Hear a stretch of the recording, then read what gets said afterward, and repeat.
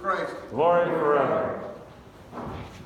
Thank you for coming to our parish feast of our holy wonder worker, Nicholas of Myron, Messiah.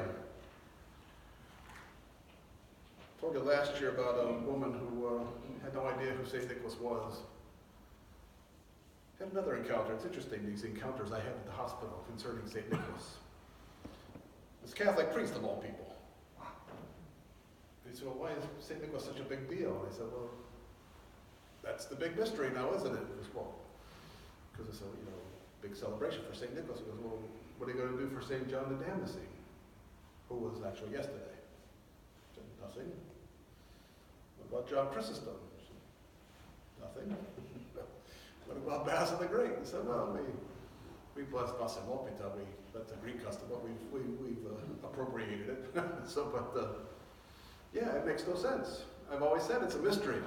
There are certainly greater bishops than him. There are certainly bishops who worked more miracles. There are bishops who were greater theologians. There were bishops who were greater preachers.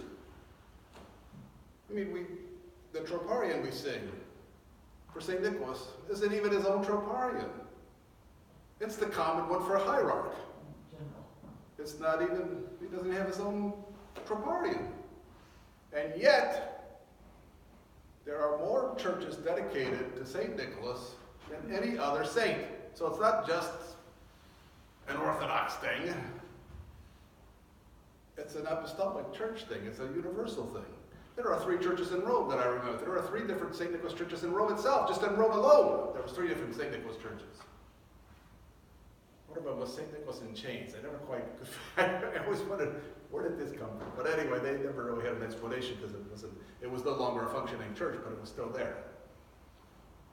But that's the love of St. Nicholas. Perhaps it's because his relics still exude the precious myrrh, the manna, as they called it. I think the Italians misunderstood miron, so they thought they were saying manna. But anyway, they called it the manna of St. Nicholas, the healing lotion of St. Nicholas, which you will be anointed with at the conclusion of today's liturgy. It's a mystery. It's a mystery. Yet here he is. Every Ukrainian Orthodox church has St. Nicholas in it. Every Russian Orthodox church has St. Nicholas on the icon screen, not just stuck somewhere. Place of prominence. Usually he's over here, but I've explained it before.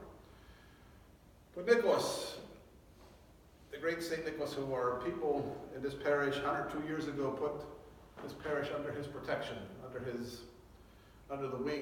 the shadow of his wings, knowing that he would protect us. And we have numerous stories of Nicholas interceding on the behalf. Some of them were mentioned in the Vespers Propers, appearing to Emperor Constantine, appearing to different people throughout the ages. It's even in the 20th century, we have stories,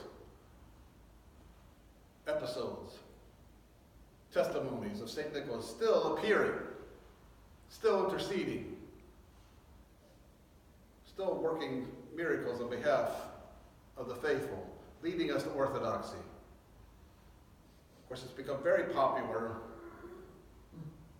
it seems, in the past generation, of St. Nicholas being at the First Council of Nicaea and slapping Arius in the face. It's an apocryphal story. Nobody knows if it's really true, but it's become very popular. It's something. The moral of the story being that it's correct. It's right to love your faith enough that if somebody is abusing it, somebody's perverting it, you should be angry. It should infuriate you. It should be more precious than anything that you love in this life. And if you love something, if you see something you love being demeaned, or somebody or something that you love being demeaned, you jump to its defense.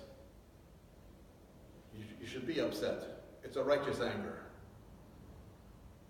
So let us indeed continue celebrating and thank our visitors, especially today, because it is such a great universal feast. He's such a universally loved saint. I remember, 12 years ago.